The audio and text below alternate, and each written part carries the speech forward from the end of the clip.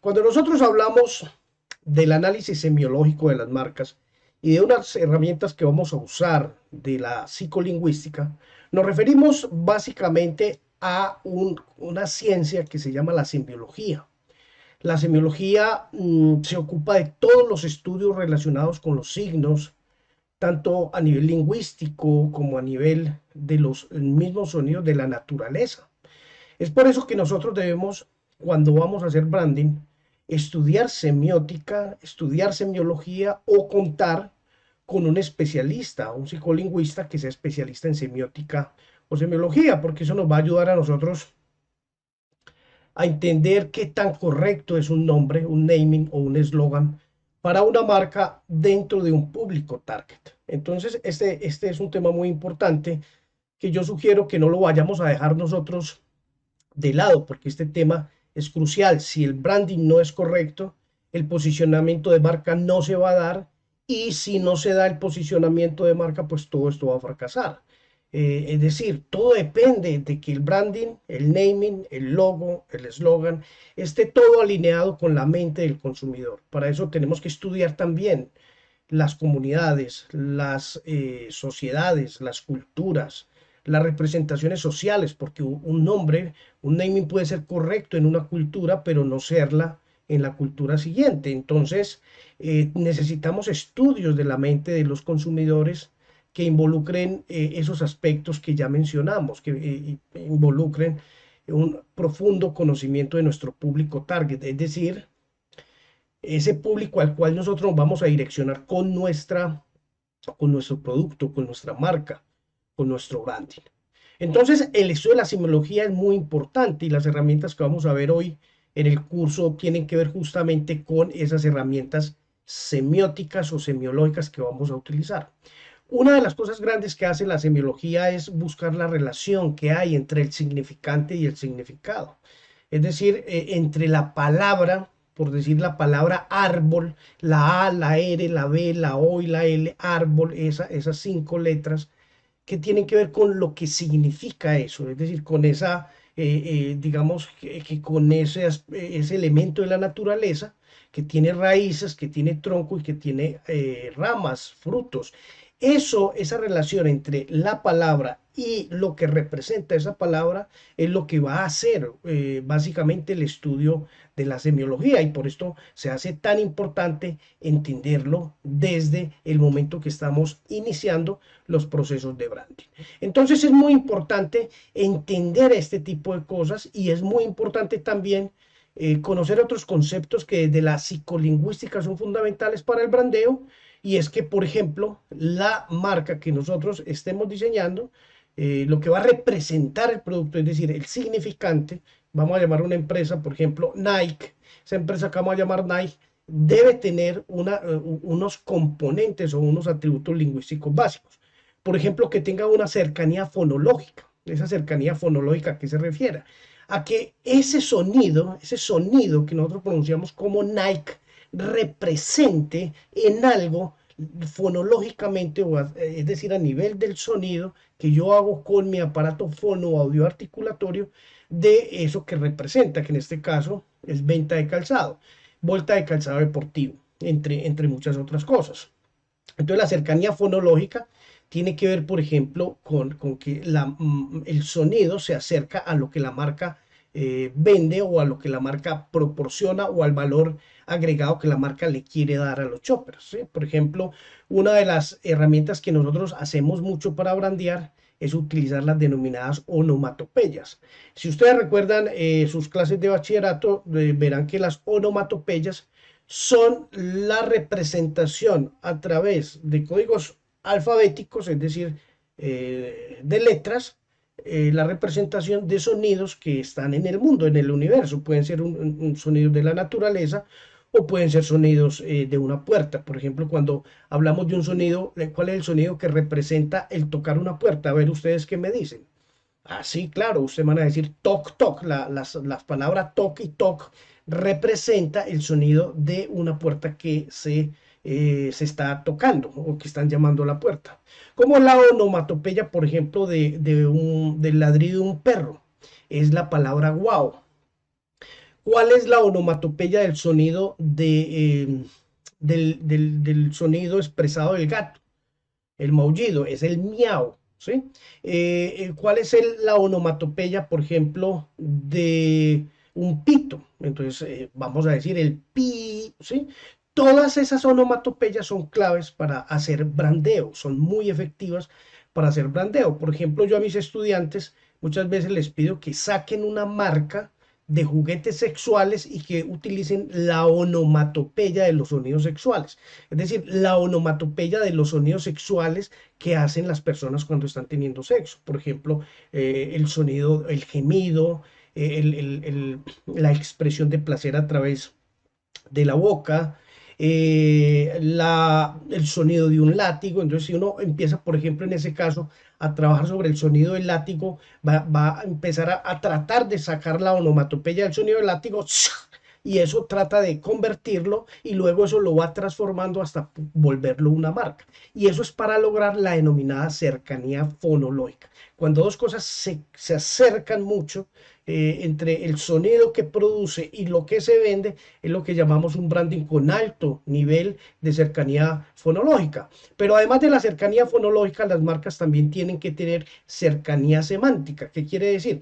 Que cuando el consumidor o el shopper escuche nuestra marca, se pueda imaginar qué es lo que vende esa marca. Si yo, por ejemplo, tengo un lugar que se llama Lavautos, la palabra Lavautos pues tiene una cercanía semántica muy alta con lo que hace en el caso de que sea un lugar donde uno lleva a lavar el auto. En ese caso estamos hablando entonces de cercanía semántica. En la fonológica es que los sonidos se acercan, por ejemplo, cuando yo digo la palabra tampón y la palabra tapón, son dos palabras que están muy cercanas fonológicamente, ¿sí?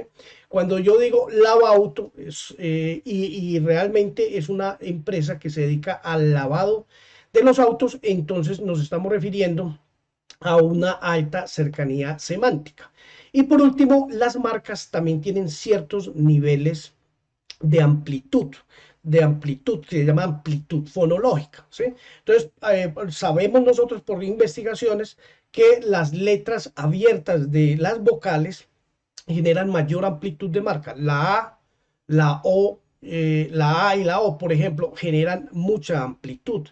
En cambio, las letras o las vocales cerradas, como la I y la U, suelen generar menor amplitud, más minimización de la marca.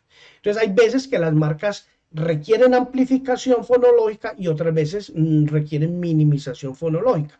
Eso depende si estoy hablando de una marca dura, de una marca fuerte, de una marca, por ejemplo, que hace martillos o una marca de herramientas, tiene que tener mucha amplitud fonológica. Entonces, debo utilizar las vocales abiertas en el español. En cambio, cuando yo estoy diseñando una marca para el cuidado personal, para el cuidado de la piel, para el cuidado del cabello, debo utilizar vocales cerradas que minimicen la dureza de la marca. Es decir, a mayor amplitud fonológica de la marca se representa como más fuerte, más agreste, más fuerte y menos dócil. En cambio, cuando yo estoy trabajando sobre el diseño de marcas que requieren más, digamos, cuidado, más ubicación del detalle, más tiernas, entre comillas, más afectivas, debo utilizar vocales cerradas en el idioma español, porque eso nos va a explicar de una manera muy, muy potente cómo va a llegar la marca a la mente del consumidor. Si yo utilizo vocales abiertas para una marca, va a tener un impacto, amplificación en la mente del consumidor y va a tender a verse como fuerte, como rígida, como, digamos, potente, pero no va a tender a verse como tierna, como de cuidado, como sofisticada. Entonces, es un tema que hay que mirar. Yo siempre coloco el ejemplo de si yo le digo a usted que tengo un perro y mi perro se llama Tyson, ¿sí? Tyson, la A esa, aunque la A si la fuéramos a leer en español, La gente piensa inmediatamente, ¿usted qué piensa? ¿Que mi perro es un perro pequeño o mi perro es un perro gigante? Entonces, obviamente, como ustedes acaban de pensar, es un perro grande, ¿sí? Es lo que va a imaginar el consumidor cuando yo le utilizo las palabras o las vocales abiertas. Pero, ¿qué ocurre si yo digo que mi perro se llama Mini Sigüí? Entonces, ahí usted va a imaginar inmediatamente, por asuntos absolutamente automáticos de la mente del consumidor, usted se lo va a imaginar como una marca, como un perrito pequeño, es decir, como un Yorkie o de ese tipo de perros pequeños. Entonces, no podemos equivocarnos. Uno, ¿sí? En la relación, ojo, del significante con el significado. Dos, en la cercanía fonológica que la marca debe llevar. Tres, en la cercanía semántica que la marca tiene que tener con el contenido y el significado de lo que vende. Y cuatro, con el grado de amplitud de la marca. Estos temas son muy importantes para el brandeo porque cualquier equivocación en este nivel va a hacer que la marca no tenga la suficiente influencia dentro de la mente del consumidor o la suficiente penetración dentro de la mente del consumidor o la suficiente memorización en la mente del consumidor. En pocas palabras, eso hace que si la marca es correcta y la hemos diseñado bien, con buena relación significante-significado, con buena cercanía fonológica, con buena cercanía semántica, con buena amplitud de marca, ya en ese caso podemos hablar de que nuestra marca va a tener mejor posicionamiento dentro de la mente del consumidor porque la hemos diseñado para que de forma automática, inconsciente e intuitiva, el cerebro ya la detecte con esas facilidades de las que estamos hablando. Entonces, ya dijimos, una herramienta que vamos a poder utilizar es el uso de las onomatopeyas, por ejemplo, ¿sí? Ya esa es una herramienta número uno que les entrego. Podemos utilizar las onomatopeyas para trabajar sonidos que signifiquen en el ADN de la mente humana algo que la mente humana ya lo pueda, digamos que extraer de una forma intuitiva y natural. Una segunda herramienta que vamos a utilizar se llama estudios de redes semánticas. Los estudios de redes semánticas son estudios que se deben hacer, ojo, todos los estudios en neuromarketing se deben hacer siguiendo varias características. La primera, ojalá el estudio pueda tener más de 30 personas, entre 30 y 35. ¿Por qué? Porque según el teorema del límite central, a esa cantidad de sujetos ya evaluados, 30 o más, ya digamos que los resultados empiezan a ser bastante válidos. Segundo, se debe hacer el estudio en población que pertenezca al público target al cual se dirige nuestro producto. ¿Eso qué quiere decir?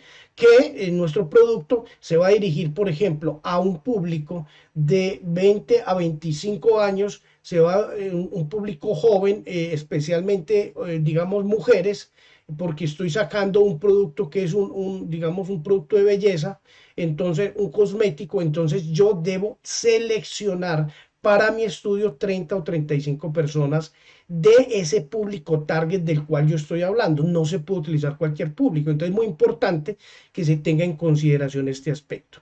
Entonces, cuando ya nosotros elegimos, primero, que sean más de 30 personas, porque en el camino se nos van a perder algunos. Siempre en las investigaciones hay unos sujetos que salen, digamos, con datos perdidos que no nos van a servir. Entonces, para tener como un backup, siempre vamos a hablar de 30, 35 personas. Eso es lo que estamos esperando. Segundo, que pertenezcan al público target es fundamental. Eso no es negociable.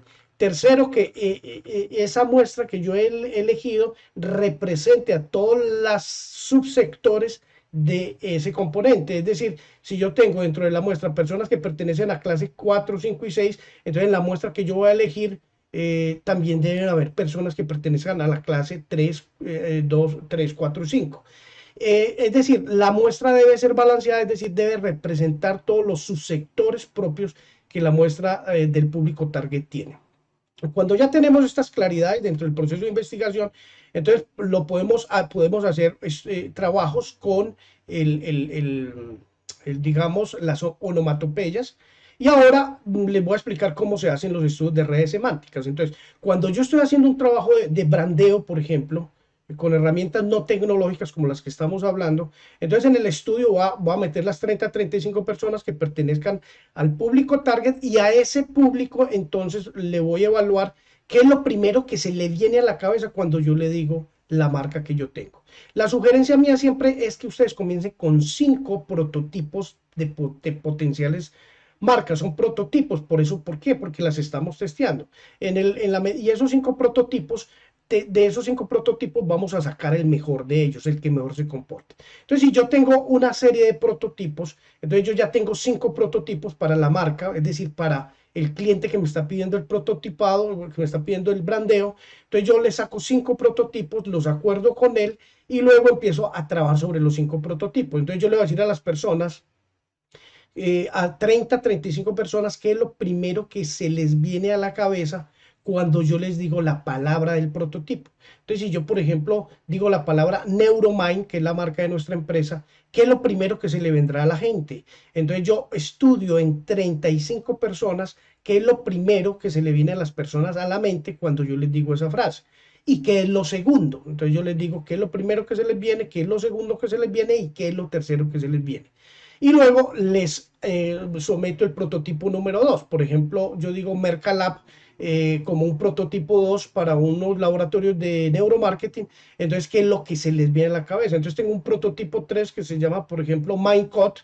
Entonces, ¿qué es lo primero que se le viene? Y a partir de eso construyo unos resultados de qué es lo que en términos de redes semánticas esos prototipos de marcas generan dentro de la mente de las personas. Entonces, el estudio de redes semánticas es un estudio más que va a tocar el lado consciente de las personas y las personas van a tener una representación más cerca o más alejada de lo que yo vendo dependiendo de las representaciones que ellos tienen a través del aprendizaje que han tenido en su cultura. Entonces eso me va a dar a mí una serie de resultados potentes y positivos para saber si un branding se acerca o se aleja del resultado en cuestión. Entonces es muy importante tomar en consideración cuando vamos a hacer el estudio de redes semánticas, es decir, tomamos nuestras 5 prototipos, pero primero, antes de hacer el elemento, tenemos que tratar de, digamos que, de distensionar las personas. Entonces el ejercicio que yo hago normalmente cuando estamos en esta parte de estudio de redes semánticas es decirles qué es lo primero que a ti se te viene a la cabeza cuando yo te digo la palabra, cuando yo te digo, por ejemplo, la palabra sábado, qué es lo primero que se tiene a la cabeza cuando yo te digo la palabra universidad, mercado, Colombia, Ecuador, Manuela. Entonces, yo arranco con palabras neutras que no son propias del objetivo de mi trabajo y terminaré utilizando ya las palabras, los prototipos, pero los debo ir mezclando de una manera bien interesante.